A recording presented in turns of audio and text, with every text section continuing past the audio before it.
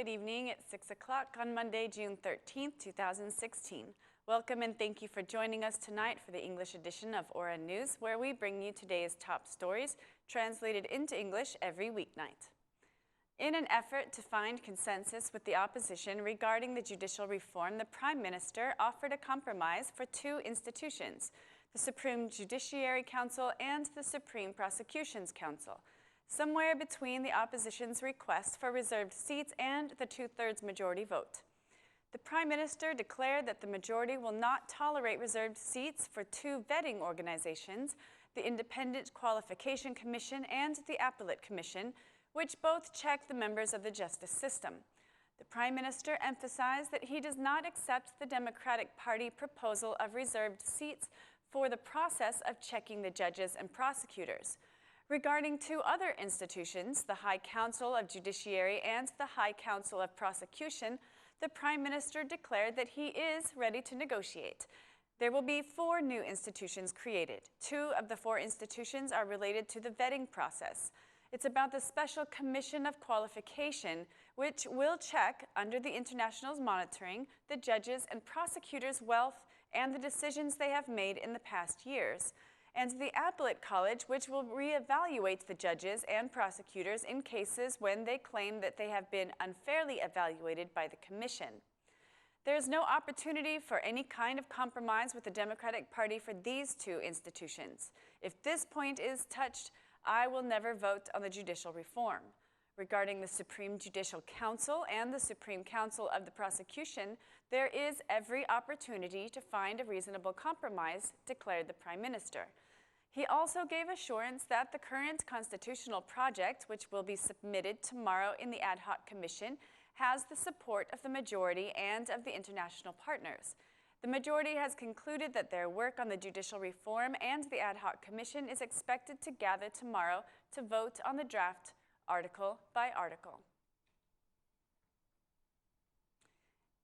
Intense negotiations over the judicial reform were held today. The Assembly Speaker, Ilir Mehta, was the first one to hold a meeting with the Prime Minister in the Prime Minister's office. After the meeting, the U.S. and EU ambassadors also went to the Prime Minister's office. Today's meetings came after the Assembly Speaker's meeting with the Democratic Party chairman yesterday. Finding consensus for approving the judicial reform in Parliament are thought to be the focus of the meetings. The chairman of the Ad Hoc Commission of Justice Reform announced today that the commission will gather tomorrow. The commission will review the draft article by article. The draft is a reflection of the draft presented in the commission on May 4th, which had been voted for in principle by all parties, he said. Regarding the DP's proposal for reserved seats, the chairman of the Ad Hoc Commission declared that it is not defined as a solution by the Venice Commission. He spoke against political intervention in the justice system, but left the possibility open for an agreement between the parties. Reserved seats are not a proposal of internationals.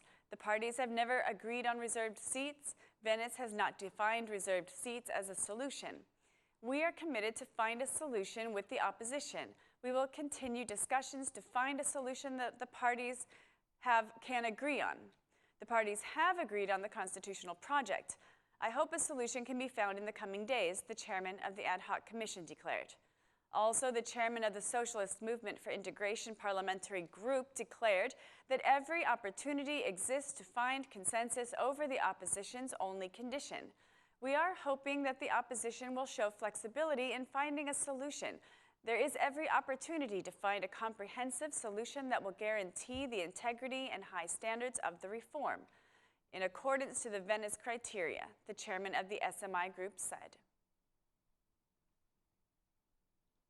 The Minister of Interior continued his accusations against the judge who suspended the state police director from duty, reiterating his stance that the judge has been set freeing murderers and rapists.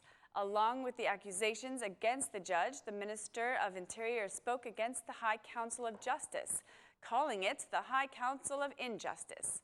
The Minister of Interior's reaction comes after the High Council of Justice filed a lawsuit against the minister. The High Council of Injustice of Buyar Nishani cannot stop me from speaking. I have not lied about the judge. The High Council of Justice is a corporation of billionaires against the reform. The High Council of Justice's members are among those who do not want the judicial reform. They are making efforts to impede the reform, to hit the government in its fight against crime and corruption, and our battle for transparent society. That is based at the rule of law, said the minister. The Minister of Interior declared that 9 members of the High Council of Justice have accumulated a wealth of 5.7 billion lek. The June 11th meeting of the High Council of Justice, which was held out of agenda, was called by President Buyar-Nishani. The 9 members of the council voted in favor of filing the lawsuit against the Minister of Interior after the attacks the minister made against the judiciary and the judge who suspended the state police director. It is learned that the lawsuit against the Minister of Interior was filed with the Prosecution General today. The Constitutional Court is asking the former Dibra mayor to provide further arguments regarding his appeal to return to his duty. The court has sent a letter to the former mayor of Dibra's defense lawyer asking for additional arguments by June 28th. The former Dibra mayor appealed to the government's decision for his dismissal to the Constitutional Court. The decision was made by the Prime Minister after a video scandal was publicized on the Aura News program, The Unexposed. In the video, the former Dibra mayor asked for sexual favors from a 20-year-old girl in exchange for a job. Currently, the former mayor is being held, arrested by the order of the Court of Serious Crimes. This morning's heavy rainfall caused traffic problems in Tirana and flooded many roads, restricting access.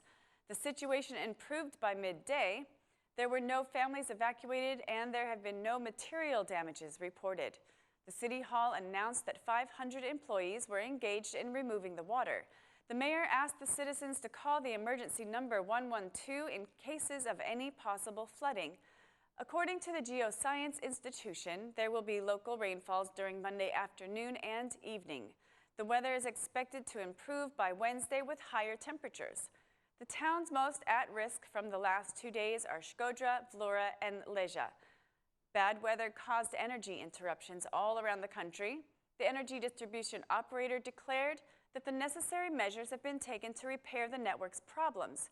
The operator says that 1,700 employees are in readiness to fix all the problems created by the heavy rain. During the last 24 hours, there have been problems in some road accesses, and there have been landslides in some areas. Unemployment in the country has decreased. The Institute of Statistics affirmed that unemployment fell to 16.6% in the first quarter of the year, a decrease by 0.7% compared to the same period a year ago.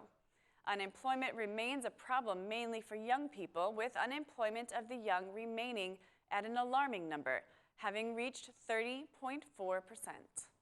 Instat data shows that self-employed account for 33.5% of employees in general, and unpaid family workers make up 25.2% of the total employment. That's all for our English edition this evening. Please join us again Monday through Saturday at 6 p.m. for your local news in English. My name is Mari, and on behalf of Aura News, thank you and good night.